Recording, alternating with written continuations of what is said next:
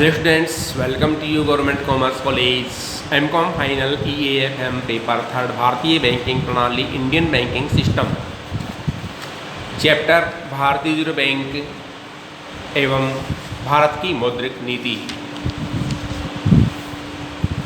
और इसमें है सब पॉइंट मौद्रिक नीति का अर्थ, मौद्रिक नीति का अर्थ एवं उद्देश्य जो चल रहे हैं उसमें पहला उद्देश्य कंप्लीट हो गया है। दूसरा उद्देश्य जो है वो number 2 exchange rate stability objective, विनिमय दरों में स्थिरता का उद्देश्य।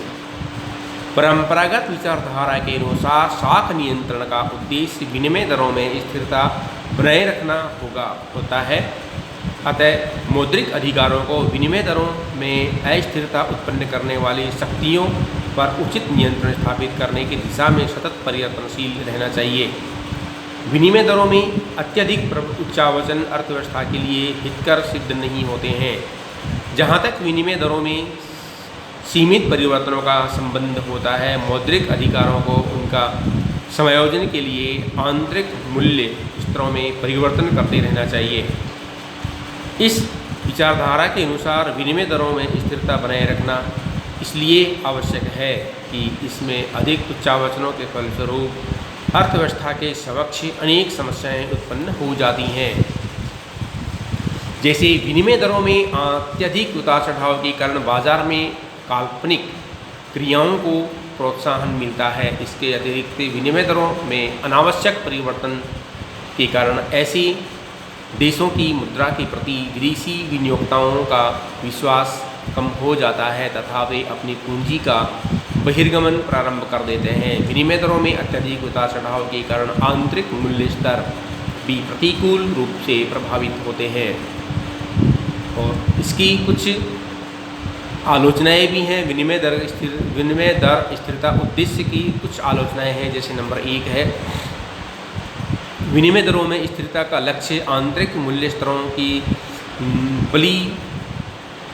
बलिवेदी पर ही प्राप्त किया जा सकता है। अतः विनिमय दरों में स्थिरता की नीति का यह एक गंभीर दोष है कि इस नीति के अंतर्गत आंतरिक मूल्य अस्थिरता की विकट समस्या उत्पन्न हो जाती है। अतिरिक्त मूल्य अस्थिरता के फलस्वरूप अर्थव्यवस्था का संतुलन समाप्त हो जाता है तथा देश की आर्थिक प्रगति में गंभीर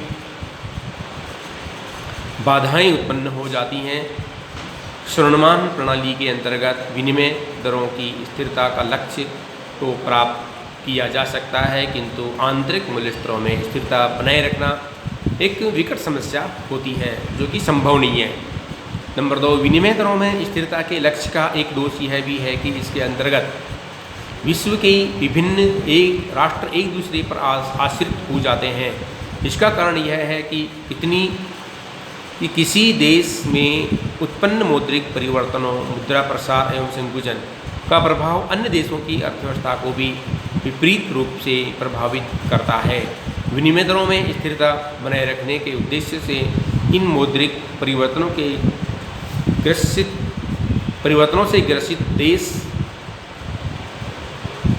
ऐसे उपायों के क्रियान्वयन करने में असमर्थ रहते हैं जो उस प्रभावों को रोक सकें।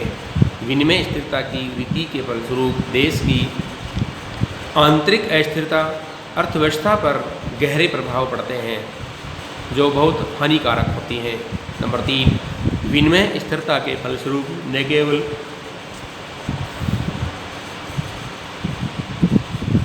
आंतरिक अर्थव्यवस्था में संतुलन हो जाता है बल्कि उसके कारण अनेक राजनीतिक एवं सामाजिक समस्याएं भी उत्पन्न हो जाती हैं।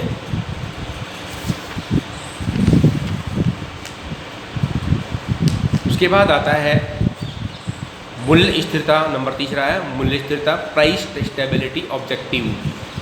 मौद्रिक नीति का यह उद्देश्य आंतरिक मूल्यों में स्थायित्व बनाए रखना भी है। तटस्थ केसिल तथा लॉर्ड किन्स ने बहुत पहले ही मौद्रिक नीति के इस उद्देश्य की वांछनीयता के समर्थन में अपना मत व्यक्त किया था, परंतु ऋणमान के युग में विनिमय दरों में स्थायित्व बनाए रखना मौद्रिक नीति का प्रमुख उद्देश्य था। वर्ष 1931 में स्वर्णमान के पतन के पश्चात साख नियंत्रण का प्रमुख लक्ष्य विनिमय दरों में स्थिरता की अपेक्षा आंतरिक मूल्य स्तरों तथा व्यापारिक चक्रों को नियंत्रित करना अधिक महत्वपूर्ण माना जाने लगा तथा वर्ष 1929 टू 1933 की विश्वव्यापी आर्थिक मंदी के कारण मौद्रिक नीति की मूल्य स्थिरता के उद्देश्य को और भी अधिक मान्यता प्रदान की। मूल्य स्तरों में उच्चावचनों के फलस्वरूप व्यापारिक क्रियाओं में भी उतार चढ़ाव आते रहते हैं। बढ़ते हुए मूल्यों की स्थिति में व्यापारिक क्रियाओं में तेजी उत्पन्न हो जाती है तथा उत्पादन एवं रोजगार के अवसरों में वृद्धि हो जाती है। इसके विपरीत मूल्यों में गिरावट की दशा में व्यापारिक क्रियाओं में भी स्थिरता आ जाती है तथा उत्पादन एवं रोजगार के अवसरों में भी कमी हो जाती है। इन परिवर्तनों के फलस्वरूप देश में आर्थिक एवं सामाजिक अशांति पैदा हो जाती है। आंतरिक मूल्य स्तरों में गिरावट और भी अधिक कष्टदायक सिद्ध होती है, क्योंकि एक बार इस प्रणाली की स्थिति उत्पन्न हो जाने पर इस पर नियंत्रण स्थापित करना कठिन हो जाता है। इस परिश्रम में आंतरिक मूल्य स्तरों में स्थिरता बनाए रखना मौद्रिक नीति का प्रमुख उद्देश्य माना गया है। और इसकी भी कुछ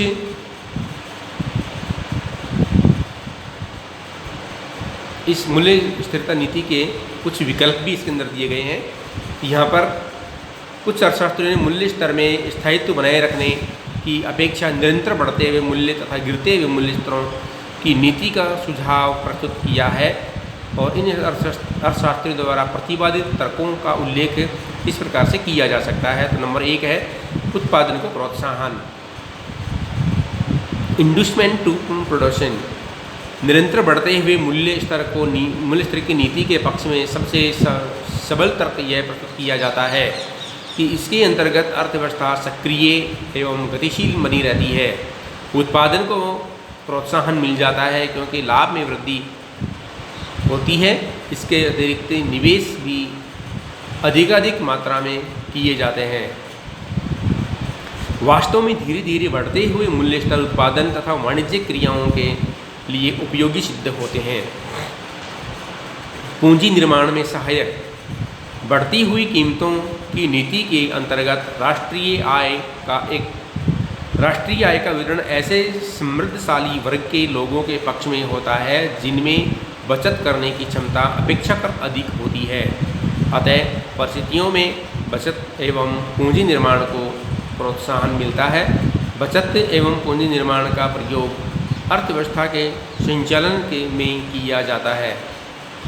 अतः अल्प विकसित देशों में जहां विनियोग योग्य पूंजी का अभाव होता है, यह नीति अधिक लाभप्रद सिद्ध हो सकती है।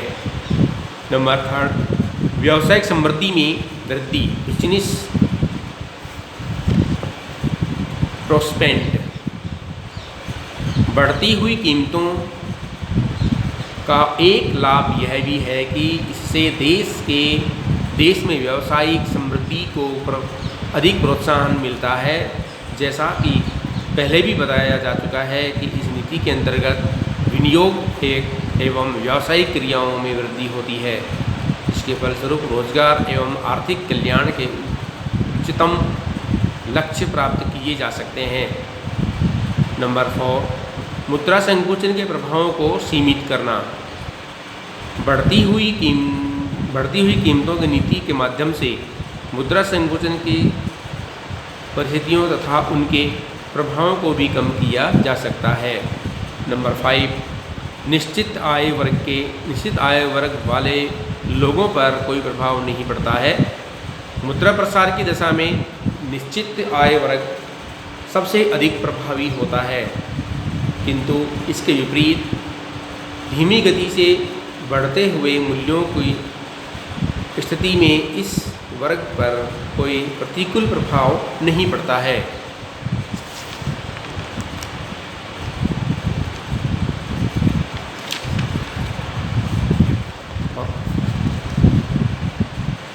नंबर 6 है उपभोग को प्रोत्साहन। धीमी गति से बढ़ते हुए मूल्यों की दशा में न केवल उत्पादन पर गतिविधियों को प्रोत्साहन मिलता है, अपितु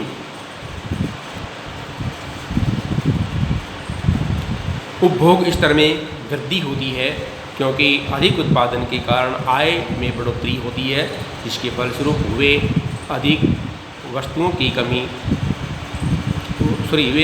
की मांग करते हैं। तो इस प्रकार से ये टॉपिक ही समाप्त होता है। इसके अगले 2 टॉपिक नंबर 4 और 5 जो उद्देश्य के टॉपिक हैं वो आपको नेक्स्ट वीडियो में कराए जाएंगे। धन्यवाद।